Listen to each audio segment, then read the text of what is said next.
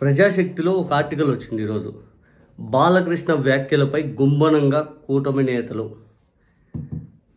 దీంట్లో సారాంశం ఏంటంటే, బాలకృష్ణ గారు చిరంజీవి గారి పైన చేసినటువంటి వ్యంగ్యాస్త్రాలు ఏవైతే ఉన్నాయో చిరంజీవి గారికి ఆగ్రహం తెప్పించినాయి. కానీ ఇటు పక్క నుంచి జనసేన వాళ్ళు అస్సలు స్పందించలా.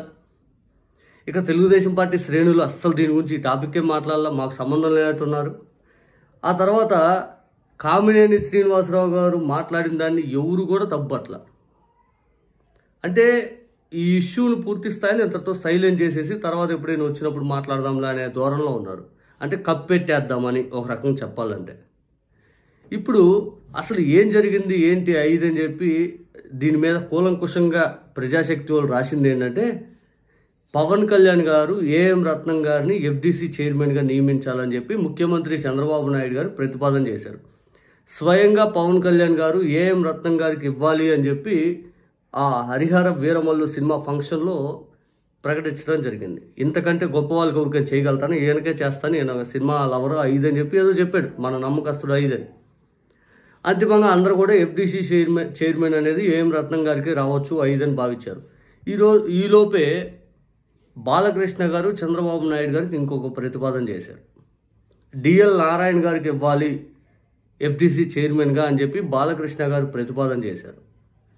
ఇప్పుడు బాలకృష్ణ గారి ప్రతిపాదనతో ఒక్కసారిగా పవన్ కళ్యాణ్ గారికి చేయాలా, బాలకృష్ణ గారికి చేయాలా అని చెప్పి పూర్తిగా చంద్రబాబు నాయుడు గారు ఇప్పుడు ఎఫ్డీసీ చైర్మన్ నియమించేదాన్ని పక్కన పెట్టేశాడు. దీనిపైన పవన్ కళ్యాణ్ గారికి అతిపెద్ద షాక్. పవన్ కళ్యాణ్ గారు ఆయన జనసేన పార్టీకి సంబంధించే మినిస్టర్ ఉన్నాడు, కందులు దుర్గేష్ గారు. స్వయంగా కందులు దుర్గేష్ గారి పైన కూడా ఆయన సీరియస్ అయ్యాడు బాలకృష్ణ గారు. అయినా కూడా జనసేన పార్టీ వాళ్ళు స్పందించాలి. ఇంత జరుగుతున్నా కూడా ఏముందంటే, ముఖ్యమంత్రి చంద్రబాబు నాయుడు గారు లైంగిక ఆరోపణలు ఎమ్మెల్యేల పైన వస్తే సీరియస్గా అయ్యారు. చంద్రబాబు నాయుడు గారు పేపర్లో హెడ్డింగ్ అయింది. కానీ ఏ ఒక్కరిపైన కూడా చర్యలు తీసుకోరు. ఇసుక తింటున్నారు, మద్యం డబ్బులు వసూలు చేస్తున్నారు అని చెప్పి విచ్చలవిడిగా అవినీతి చేస్తున్నారు ఎమ్మెల్యేలు అని చెప్తే చంద్రబాబు నాయుడు గారు సీరియస్ అయ్యారు అని చెప్పి ఇంత పెద్ద ఆర్టికల్ వచ్చింది. కానీ చంద్రబాబు నాయుడు గారు సీరియస్ అయ్యారని బహిరంగంగా కనపడదు, ఎవరి మీద చర్యలు తీసుకున్నట్టు కనపడదు. విచ్చలవిడిగా అమ్మాయిలపైన రేపులు జరుగుతున్నాయి సార్, మీ ప్రభుత్వం చర్యలు ఏంటిది అని అడిగితే చంద్రబాబు నాయుడు గారు సీరియస్ అయ్యారు అని చెప్పి ఇంత పెద్ద ఆర్టికల్ పేపర్లో వచ్చింది. కానీ ఎవరి మీద కూడా చర్యలు తీసుకొని పెద్దగా సెన్సేషన్ అయిపోయి ఒకరికి శిక్ష ఏదైనా నేర్పించారంటని కనబడదు.